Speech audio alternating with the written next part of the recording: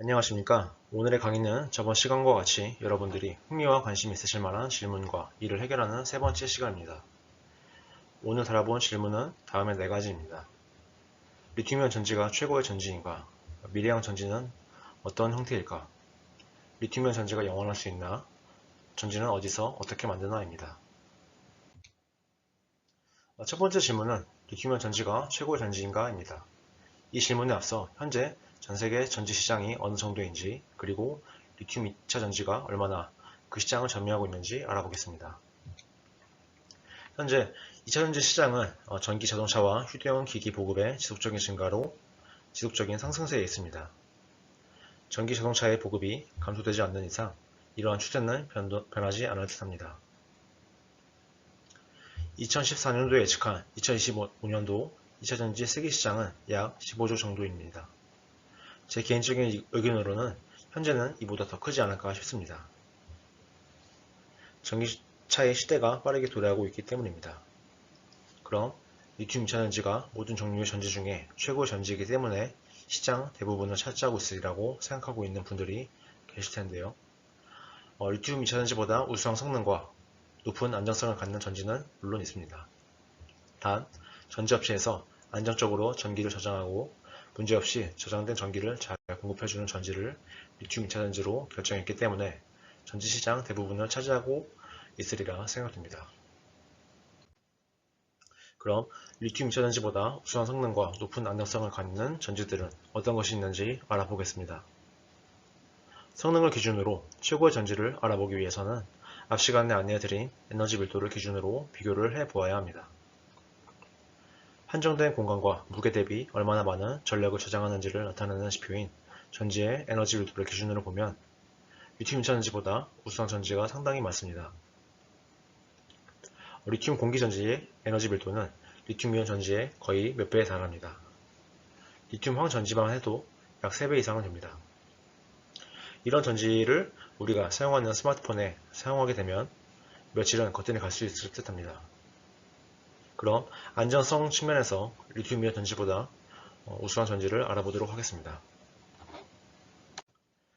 이 전지들은 첫 시간에 알아보았습니다. 액체 전해질과 분리막을 사용하는 리튬 이온 전지, 고문자 전해질을 사용하는 리튬 폴리머 전지, 그리고 모두 다 고체 소재인 그리고 고체 전해질을 사용하는 전고체 리튬 2차 전지입니다. 이렇게 우수한 성능과 안정성이 높은 전지들이 있는데 사용되지 않는 이유는 아직 기술적으로 완성도가 매우 낮기 때문입니다. 그럼 개발되고 있거나 판매 중인 모든 종류의 2차 전지들을 한자리에 모아서 2차 전지를 기준으로 어떤 전지들이 차세대 리튬 2차 전지로 분류되어 있는지, 그리고 이 전지들이 어떤 측면에서 차세대 리튬 2차 전지로 분류되고 있는지 안내를 해드리겠습니다.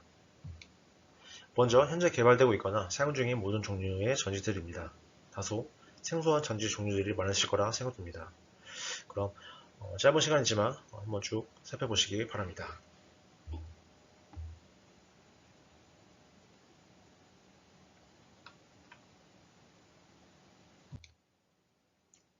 먼저 리튬 이온 전지보다 저조한 성능을 갖는 전지들입니다. 현재 가장 많이 판매되고 있는 전지보다 성능이 낮지만 이점이 있는 경우 차세대 2차 전지로 분류됩니다. 지금도 저가인 이유로 판매되고 있지만 환경 문제로 점차 사라지게 될 납축전지, 니켈계 전지가 있습니다. 하지만 성능이 다소 낮아도 차세대 2차 전지로 분류되는 나트륨 2차 전지, 칼륨 2차 전지, 알루미늄 2차 전지가 있습니다. 그리고 리튬 2차 전지보다 월등한 수준의 성능을 갖는 전지들은 거의 모두 차세대 2차 전지로 분류됩니다. 또한 안정성 측면에서 매우 월등한 수준의 전고체 전지도 차세대 2차 전지로 분류되고 있습니다. 그럼 차세대 2차 전지로 분류된 전지들이 두 종류로 분류됐는데 이에 대해 알아보겠습니다. 차세대 2차 전지는 기술적 완성도에 따라 근미래형과 먼 미래형으로 분류됩니다. 근미래형 전지는 성능의 안정성을 좀 더 향상시키면 되는 정도, 혹은 안정성을 좀 더 개선하면 되는 정도의 전지라고 보시면 됩니다. 대표적으로 나트륨 2차 전지, 리튬황 2차 전지가 있습니다. 미래형 전지는 전지로서의 가능성은 매우 높지만 성능과 안정성 측면에서 상당한 개발이 요구되는 전지에 해당합니다. 대표적으로 리튬 공기전지, 전고체, 리튬 2차전지, 금속전지가 있습니다. 차세대 리튬 2차전지에 대해서 좀 더 자세히 그리고 많이 알고자 하시는 분들은 10강과 11강을 참조하시면 되겠습니다. 각 차세대 리튬 2차전지의 특징에 대해 안내를 해드릴 예정입니다. 다음 질문으로는 현재 전지시장을 장악하고 있는 리튬 이온 전지가 영원할 수 있는가입니다. 어떤 것이든 영원할 수 있는 것은 없듯이 리튬 이온 전지의 한계는 명확합니다. 가장 큰 이유는 리튬 자원이 한정적이기 때문입니다. 전지용으로 적합한 리튬 자원은 지구상에 한정적으로 존재합니다. 하지만 전기차를 비롯한 리튬이온 전지를 사용하는 제품의 수요는 지속적으로 증가하고 있습니다. 이는 리튬 원료의 수요가 계속 증가하는 반면에 리튬 자원은 한정적이기 때문에 전지의 가격은 지속적으로 증가하고 결국에는 리튬이온 전지를 사용하는 제품의 가격도 증가한다는 의미입니다. 이를 개선하기 위해 폐전지를 재활용한다는 이야기는 지난 시간에 안내를 해드렸습니다. 현재 리튬이온 전지가 영원할 수 없는 두 번째 이유는 리튬이온 전지의 높은 기술적 성숙도입니다. 현재 널리 사용되고 있는 리튬이온 전지의 전극은 니켈 금속이 풍부한 양극과 탄소계 용극을 사용하고 있습니다. 이 두 소재보다 우수한 성능의 전극 소재들은 많지만 안정적으로 전지 특성을 전달할 수 있는 전극 소재들이 기술적으로 부족하기 때문에 리튬 이온 전지가 기술적 한계점에 도달해 간다고 말하고 있습니다.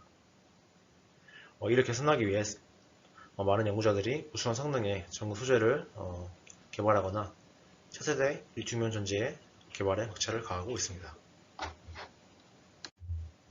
앞서 말씀드린 리튬 원료의 한계성과 이로 인한 리튬 전지의 가격이 지속적으로 상승하는 문제를 해결하기 위해 당장 할 수 있는 건 전지의 재활용입니다.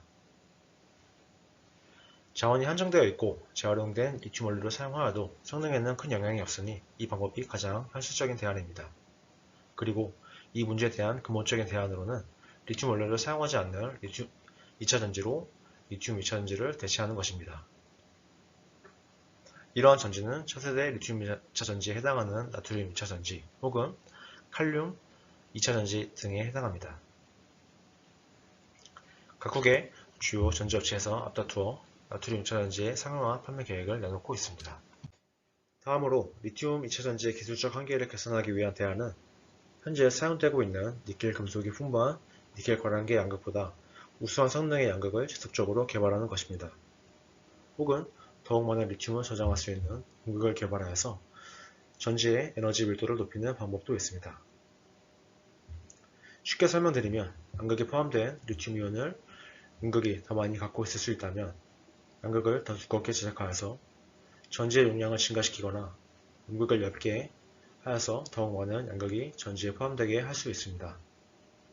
두 경우 모두 전지의 에너지 밀도를 증가시키는 방법입니다.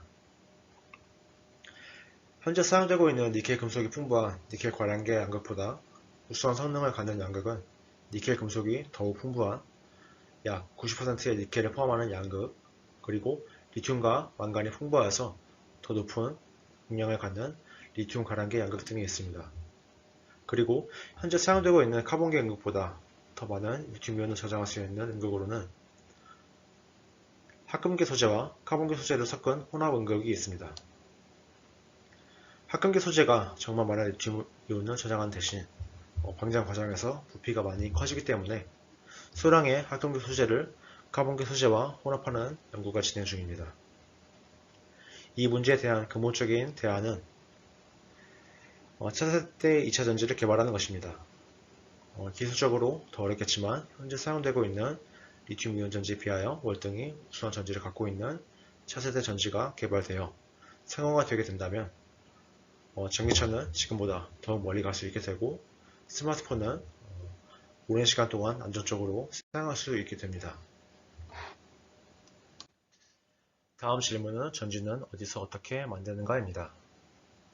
전지가 제작되고 다시 원료로 돌아가는 전반적인 과정을 먼저 안내해 드리고자 합니다. 가장 먼저 전지를 제작하기 위한 원료를 철강하는 과정입니다. 리튬 원료, 금속 원료 등을 채광하여서 정제하여 전지 소재용 원료를 얻는 과정입니다.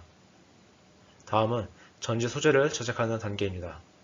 전극 소재, 분리막 소재, 전해질 소재 등을 제작하는 단계입니다. 다음은 본격적으로 전지를 제작하기 위해 미리 제작된 전지 소재들을 가공하여서 하나의 전지 케이스 안에 조립하는 단계입니다. 전지가 제작되어 판매된 후 사용된 전지를 회수하여 재활용하여 다시 원료로 추출하는 재활용 단계가 마지막입니다. 결국 4가지 단계에 걸쳐 전지가 생산되고 다시 재활용되게 됩니다.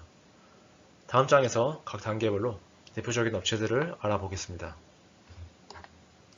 먼저 전지용 원료를 채굴하는 대표적인 해외 기업입니다. FMC, SQM 등이 있습니다. 국내에는 리튬 자원이 없어서 국내 기업이 만들어지지 못하고 해외에서 수입을 하고 있습니다. 단, 포스코와 같은 국내 대기업이 남미에서 직접 리튬 원료를 채굴할 수 있는 계약을 맺어서 리튬 원료를 가져오기도 합니다. 그리고 전지 소재별로 대표적인 국내 기업과 해외 기업입니다. 양극 소재로 대표적인 에코프로, 음극 소재로 대표적인 포스코 케미컬 등이 있습니다. 해외에도 다수의 대형 메이저 회사들이 있습니다. 전지를 완성 단계까지 제작하여서 판매하는 대표적인 국내와 해외 전지 업체들입니다. LG 에너지 솔루션, 삼성 SDI, SK 이노베이션 등이 대표적인 국내 전지 업체입니다. CATL과 파나소닉은 각각 중국과 일본을 대표하는 대형 전지 업체입니다. 마지막으로 폐전지를 재활용하는 대표적인 국내와 해외 업체입니다. 국내에는 고려아연, 코스모화학, 포스코에너지, 그리고 중국의 거린메이, 벨기에의 유미코 등이 있습니다. 참고로 말씀드리면 자료를 제작하게 된 2023년 8월 기준으로 말씀드리는 거라 추후에 들으시는 분들은 다소 차이가 있을 수도 있습니다. 그리고 제가 접할 수 있는 정보력으로 제작한 거라 실제와는 다소 차이가 있을 수 있다는 점 양해 부탁드립니다. 그럼 이것으로 10가지의 흥미로울 만한 질문들을 모두 해결해 보았습니다. 전지를 전공한 분들 입장에서는 기초적인 내용부터 차례차례 하지 않아서 다소 중구난방일 수 있는 내용들이었습니다. 금세 지루함을 느낄 수 있는 분들에게는 오히려 이런 방식이 좀 더 낫지 않나 생각하여서 앞에 3강을 준비했습니다. 1강부터 3강을 들으시면서 제가 안내해드린 세부 강의를 선택적으로 들으시면 됩니다. 세부적인 내용들은 다소 지루할 수 있지만 전지에 대해서 좀 더 폭넓게 이해하기 위해서는 알아두면 유익할 만한 내용들로 준비를 하였습니다. 그럼 다음 세부 강에서 뵙도록 하겠습니다. 수고하셨습니다.